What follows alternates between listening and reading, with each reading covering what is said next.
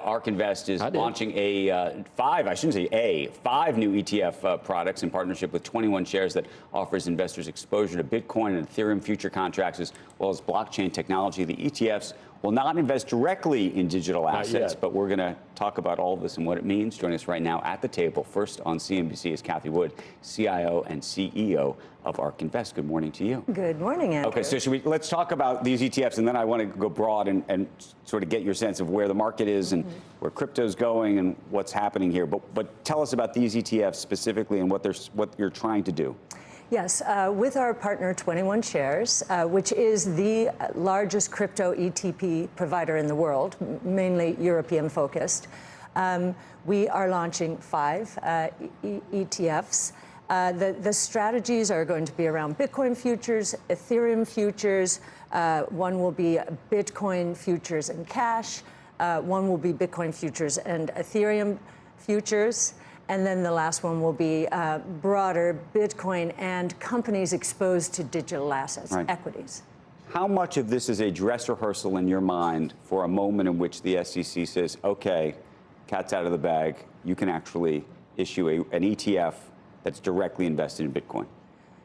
Well, it certainly is a dress rehearsal. We think there's a place. I think these strategies will be more probably institutionally focused, and then I think the spot coin Bitcoin ETF will be perhaps more retail focused. Is that something you want to do eventually? A spot Bitcoin? Yes. Yes. What's interesting about it is, if you look at the pecking order, our filing is next in line. No, I know you're on the list. So the question. So let me ask you about that, because I think, and the question is actually at $36,000. Do you think that the move that we've seen in Bitcoin over the last, I don't know, what, 2 months now? How much of that is a function of sort of a pent-up demand or an anticipation that the SEC, because folks like BlackRock and Fidelity and you and others have made these applications, have the sense that it's more likely to happen now than it was a year or two ago? Yeah, and is that misguided? Is that realistic? What is that? I think what has happened, the change, is that the SEC actually asked us questions. I think asked us questions, asked BlackRock, probably has asked a lot. Whereas before, our filings were just rejected out of hand. Okay. So that is movement. That is significant. And, you know, over the years, I've gotten to know the research people at the SEC, and I'm very impressed. And I was impressed by the questions they asked us, too. So what were the kinds of questions they asked? A lot of them were very technical. They're all about protecting the consumer. And, you know, of course, the showstopper, at least from Gary Gensler's point of view, is he thinks Bitcoin can be manipulated. And, you know, this is a decentralized, transparent network. You can follow all the activity online. It's highly unlikely. Well, it had to be that because he understands, Cathie. He's got enough. Not many people do. A lot of people don't have enough knowledge about how it works to make an informed decision about Bitcoin. He taught at MIT so he understands that it's not a Ponzi scheme or a Beanie Baby. So there has to be something else. Well, I don't know what it is. I have wondered. There's speculation that he's interested in the Treasury Secretary position at some point. What does the Treasury Secretary do? Protecting fiat for the government? I mean, very focused on. I don't know. I don't understand it myself, because he definitely understands. He understands. So there's something else. There's something. Okay, but how much do you account for the move in Bitcoin as speculation on an ETF being approved? And is it a buy the rumor, sell the news kind of situation, or is it just a straight shot if, in fact, that were to come to be pass? I am sure there is some anticipation, and there could even be a sell on the news. But the fundamentals, we put out a Bitcoin monthly piece every month, and you can see the health of the network using our on-chain metrics. The health of the network is almost as good as it gets, and it seems like this is a bull market. Sure, we'll have puts and takes. Nothing goes straight up. But I think this flight to quality, Larry Fink used that expression. We call it flight to safety. You look at what happened during the regional bank crisis. Bitcoin went from 19,000 to nearly 30,000. as the KRE, the regional bank stock index, was imploding. If you look at the bank stock index today, it is back down close to where it was in March. So when Larry might say flight to quality, which is good, it's true, we would say flight to safety, because there's no counterparty risk in Bitcoin. In terms of the ETF that is launching, that invests in equities related to Bitcoin, what do you think will be the better performer over, let's say, 5 years? An ETF that invests in the equity related to Bitcoin or Bitcoin itself? We believe Bitcoin will be the better performer longer term. But this is a diversified exposure through equities. There are companies, we're trying to find the company that is going to produce the digital wallet. That will be a very important position. Is it Coinbase? Is it Square with Cash App? Is it Robinhood? In Latin America, is it Mercado Libre or Nubank? So how much those overlap is there between this ETF that invests in the equity with the holdings in some of your other ETFs like ARK Invest? Probably the biggest overlap would be ARKF, the fintech portfolio. Yes. You just mentioned a number of companies, all of whom have had stocks that have been challenged, including Robinhood. How do you think about those companies right now?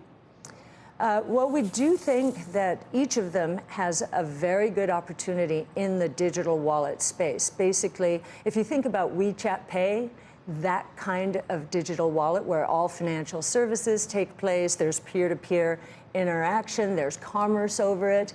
We believe that the rails in the United States have been good enough, but WeChat Pay showed the way, and I think we have. But is that a one-player winner? Meaning, and by the way, Elon Musk would like to be that winner with X if he could be. Absolutely, and I think he's got big plans. Absolutely, he started in the fintech space, and of course sold out to PayPal. So, yeah. I mean, Katie, on Coinbase, I used to go down, and I had like 4 pages of coins. And eventually it got to the point where people said there's Bitcoin and everything else. Do you think is there an application for blockchain that involves something that Bitcoin does not lead the world with? Is there something else that you'd put in here? Sure. The reason we have focused as much on Ether, Ethereum as we have is we think, that is the smart contract network. That is the decentralized finance network. So Bitcoin and Ether. Anything beyond that? Well, there are infrastructure players. Solana is doing a really good job. I mean, if you look at Ether was faster and cheaper than Bitcoin in the day. That's how we got Ether. Solana is even faster and cost-effective than Ether. So, there are infrastructure plays. We do believe Web3, digital assets. That's a big idea, actually. Digital assets with property rights. First time ever online that we're seeing property rights. Do you think that some bears with Bitcoin have said, okay, there will be a Bitcoin 2.0 that someone comes up with? I don't know whether there's something more perfect. There were so many. Is there anything more perfect? Can there be something more perfect than Bitcoin? I think most people understand that Bitcoin is the money revolution. This is the first global. A lot of people don't understand that because they haven't read anything about it. Right, private, so no government oversight, digital, very important, rules-based monetary system in history. And Arthur Laffer, my professor, mentor, and friend, when we did our first paper on and took our first position in Bitcoin in 2015, when he understood what this was, he said, I've been waiting for this since they closed the gold window in 1971. So it almost wasn't invented, it was almost discovered, people say. Yes. It was there. It was already there, but it just had to be. Well, it's interesting. The other really interesting way to understand this is, in the 90s, when the internet was internet infrastructure was being put in place, no one expected financial services or commerce, so they forgot to build that part into the blockchain. This is simply bringing financial services into the internet age. It's the internet financial system. So I went back to look. You and I sat together in 2021 down at Javits Center. Yes. And I asked you, and by the way, this was when Bitcoin, I believe, was selling. It was like $50,000. I mean, it was much higher than it is right now. and you said over the next 5 years, you thought it was going to rise at least tenfold. Okay, so Yes. I think you were looking at $500,000 Yes. a coin. Yes. We're now 23, coming on 24. If we had this conversation in 25, 26, do you think we're still, are you on track? Yes, I think this regulatory breakthrough is very important to bring institutions online effectively. And I think BlackRock and Coinbase's partnership is going to be very important. The other thing that's very important from an institutional point of view, way back in 2018, Cambridge Associates, which advises institutions, said, you may not like it, but you better have a point of view because this is a new asset class. It's a source of diversification. And we would add, it's a hedge, if you're talking about Bitcoin in particular, a hedge against both inflation and deflation. And as you know, we think the bigger risk is deflation. I wanted to talk to you about ARK Invest because that is probably the product that really puts you on the map in terms of being a household name to CNBC audiences. And we're sort of back at those pre-pandemic levels at this point. And I'm wondering how you think about, you come on and you're very optimistic and you're very future looking, but a name, for instance, like a Robinhood, which we had on the screen, at the time that you invested at the IPO, it was revolutionary. What they were doing was amazing. They revolutionized, the landscape in terms of trading for the average investor. Today, are they as innovative as they were before? Now that everybody has zero commission trading, now that what about them makes them innovative still?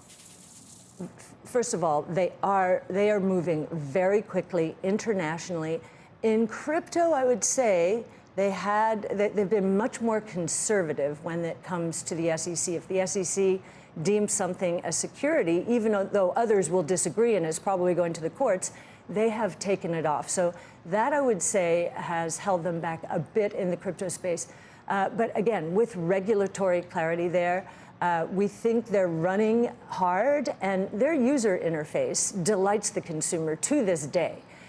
So we think they have a very special place out there, and we love it that they're moving internationally. Coinbase is as well.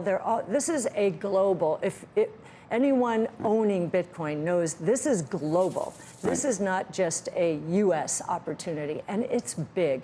And if you look at both Ether and Bitcoin, our expectation is, that the crypto asset ecosystem will be dominated by those two, and that it is going to scale from a little more than $1 trillion today to $25 trillion in 2030 as this new world builds out. This is almost, I was at the beginning of the internet.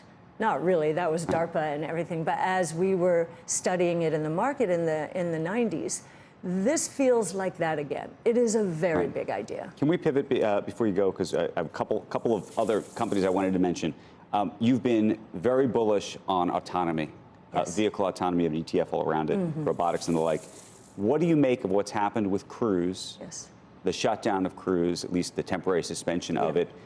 Derek Khosrowshahi, who runs Uber, was on the broadcast last week. He said he doesn't think that autonomy, in terms of autonomous vehicles or robotaxis or the like, are a real thing for another 5 or 10 years. Meaning, and by the way, I think 5 or 10 years ago, he would have said 5 or 10 years ago, that was what, so would Elon, yes. And so here we are. Yes. So what, have you changed your view about that? No. I mean, you must have, because I imagine if we go get tape of a conversation that we all probably had 5 or 10 years ago, we probably said 5 or 10 years from now. 22, 23, 24. We actually delay ours by 1 year relative to Elon, so maybe it should be 2 years. But here's where we've learned how important Tesla's proprietary data is.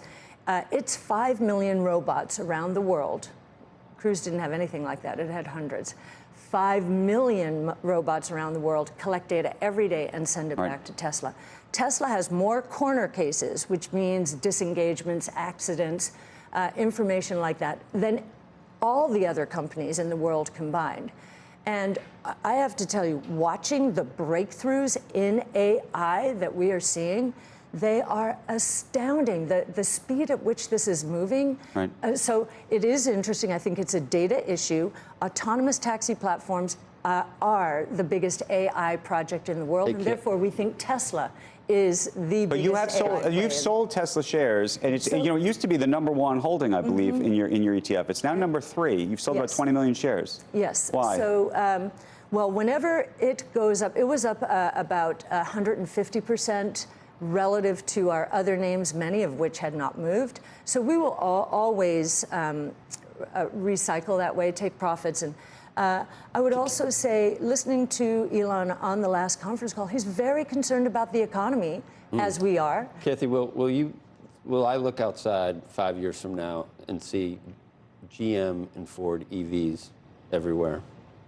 It's very interesting to hear both of them pull back, saying, But do you think, with this new way, I don't even know if we'll be talking about GM and Ford in 5 years. What is interesting about the news that both of them are pulling back for profitability reasons, they can't be profitable in this space unless they scale. That's how this works. That's a catch-22. So it's catch-22, and their shareholder base is very internal combustion engine oriented, and they want their profits now, and they want their dividends now.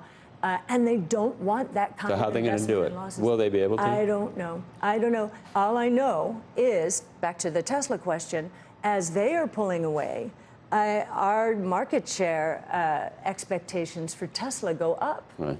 You know, and so to answer the question, we sold as it was up 150% relative to everything else. We have not sold much since then.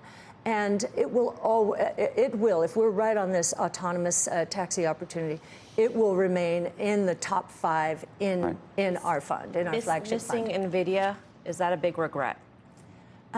So what we do, we got into NVIDIA at 5. It's now 500. We rode it in the flagship into the high 300s. And then we said, wait a minute. This is a really important AI play. We've said that for the last 10 years, almost since we founded the firm.